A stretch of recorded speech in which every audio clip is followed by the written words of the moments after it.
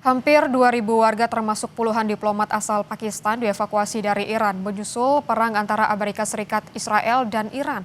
Ribuan warga Pakistan ini dievakuasi melalui jalur darat. Otoritas Pakistan menyebutkan sekitar 3.500 warganya yang merupakan mahasiswa, pedagang hingga diplomat berada di Iran. Selain melalui perbatasan Taftan, barat daya Balochistan, sebagian warga dievakuasi melalui Azerbaijan.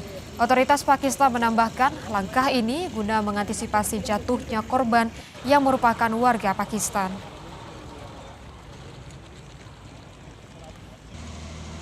धमाके शुरू जब हो गया 3 दिन से पहले धमाके शुरू हुए थे तो 3 दिन के बाद आखिरी दिन जो है कल नहीं परसों रात को हम लोगों के बिल्कुल नज़दीक चरे से रोज़ के थे वहाँ पे भी हो गया धमाके बहुत नज़दीक साथ ही था तो हम लोगों ने वहाँ से भाई रवानगी कर दिया तो गाड़ियाँ भी नहीं मिलते थे तो एक का दो हम लोगों ने खर्चे दे दिया तो हम लोग टैक्सियों पे आ गया।